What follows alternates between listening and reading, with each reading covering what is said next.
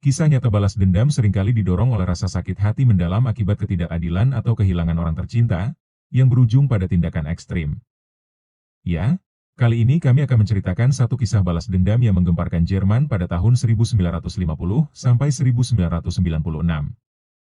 Marianne Bachmeier, 3 Juni 1950 – 17 September 1996, menjadi terkenal di Jerman setelah dia menembak dan membunuh pembunuh putrinya dalam tindakan vigilante di Aula Pengadilan Distrik Lubeck pada tahun 1981.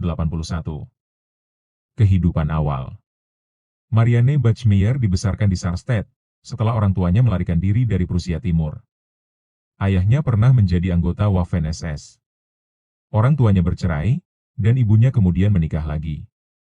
Pada tahun 1966, pada usia 16 tahun, Marianne Bachmeier memiliki anak pertamanya, yang dia serahkan untuk diadopsi saat masih bayi. Dia hamil lagi pada usia 18 tahun oleh pacarnya saat itu. Sesaat sebelum putrinya lahir, Marianne diperkosa. Anak keduanya juga diserahkan untuk diadopsi saat masih bayi. Marianne mulai berkencan dengan manajer Tipasa, sebuah pub tempat dia bekerja pada 1972. Dia hamil untuk ketiga kalinya pada usia 22 tahun. Putri ketiganya, Anna, lahir. Setelah Anna lahir, Marianne menjalani operasi tubektomi, dan dia membesarkan Anna sendirian sebagai orang tua tunggal. Pembunuhan putrinya. Pada tanggal 5 Mei 1980, ketika Anna Bachmeier berusia 7 tahun, dia bertengkar dengan ibunya dan memutuskan untuk bolos sekolah. Anna diculik oleh Klaus Grabowski, seorang tukang daging berusia 35 tahun, yang rumahnya dia kunjungi untuk bermain dengan kucingnya. Dia menahan Anna selama beberapa jam di rumahnya, melakukan pelecehan seksual terhadapnya, dan akhirnya mencekiknya dengan celana ketat tunangannya. Menurut jaksa, dia mengikat gadis itu dan mengemasnya ke dalam sebuah kotak, yang kemudian dia tinggalkan di tepi kanal. Tunangannya menyerahkannya ke polisi. Klaus Grabowski adalah seorang terpidana pelanggar seks dan sebelumnya telah dihukum karena pelecehan seksual terhadap 2 gadis.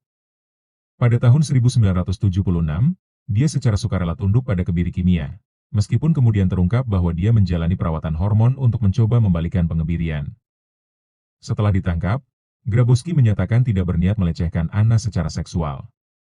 Dia berkata bahwa Anna mencoba merayu dan memerasnya, dan dia ketakutan bakal kembali ke penjara. Hal tersebut mendorongnya membunuh Anna. Dia mengatakan gadis itu ingin memberitahu ibunya bahwa dia telah menyentuhnya secara tidak pantas, dengan tujuan memeras uang darinya. Insiden. Pada tanggal 6 Maret 1981, hari ketiga persidangan, Marianne Bachmeier menyelundupkan Beretta 70 dengan peluru kaliber 22 ke ruang sidang pengadilan distrik Lubeck dan menembak dari belakang pembunuh putrinya yang mengaku, Klaus Grabowski.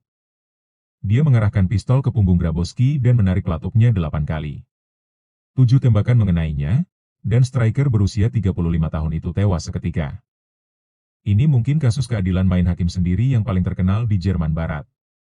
Itu memicu liputan media yang luas, dan kru televisi dari seluruh dunia pergi ke Lubeck untuk melaporkan kasus ini.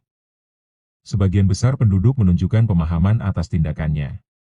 Dia menjual kisah hidupnya seharga sekitar 250.000 Deutschmark secara eksklusif untuk majalah berita Stern.